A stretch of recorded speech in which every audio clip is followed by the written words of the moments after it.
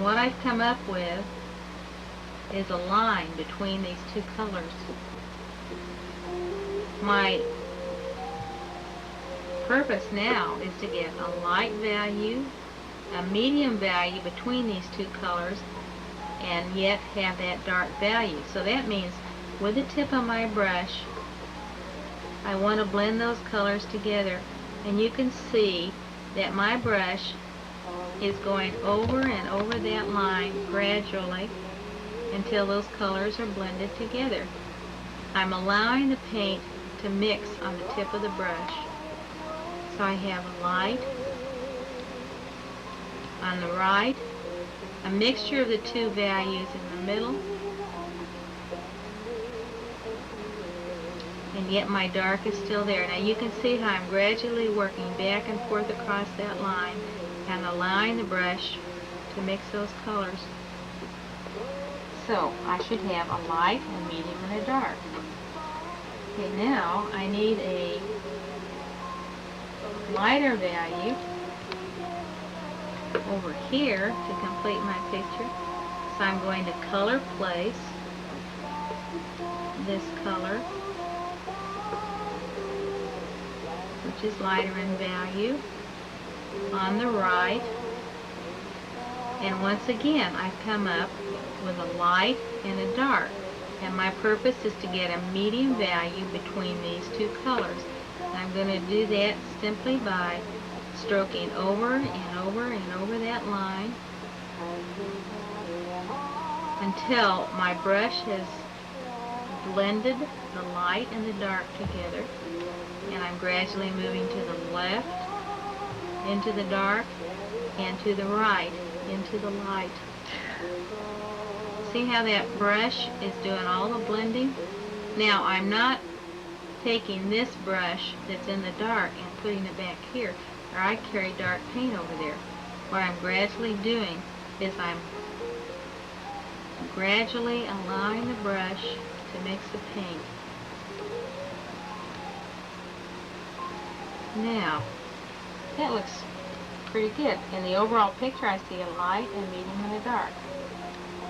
Now, if I want to really smooth that down, then we have a brush that we call a mop. And see how fluffy and big that is? I can take that and use that as a big blending brush and gradually do the same thing. And see how nice and smooth that is? Gradually move back and forth. And now I have, hold this up a little bit, so you and I can both see that there's a light and a medium and a dark blended together. Now, that's one way of doing it.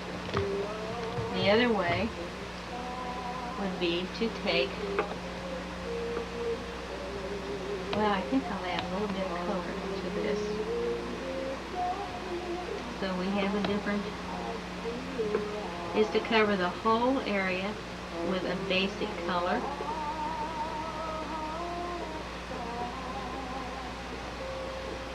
This camera's sort of causing you to use your hand a little differently, isn't it? Well, I'm working at an odd angle, but I'm also, there's a little bit of glare here. I'm having a little turn bit it around if you want to. Glare. Well, actually, that's better. I think if I can hold it over there, I don't know what that does to your... Okay, so I've covered the whole area with one color. I still want to have the same light, medium, and dark concept. So,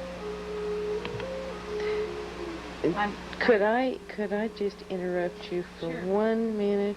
Because a while ago, Fidette was talking to us, and Fidette walked into the room. Fidette, turn around. Fidette. Fidette. Fidette. That pretty face little dog. Well, she's can't get her now because she's just right underneath me and she's leaving. Okay, I'm sorry. Back to your blending. So I have put a basic color under this whole area. I want this same concept of dark, medium to light. So I'm going to take a darker color and work it over that basic This time I'm going to start at the dark. I have dark loaded on my brush, and I'm gradually going to move away from my dark color so that I'm achieving a dark and a medium and a light just by allowing the brush to blend the colors together.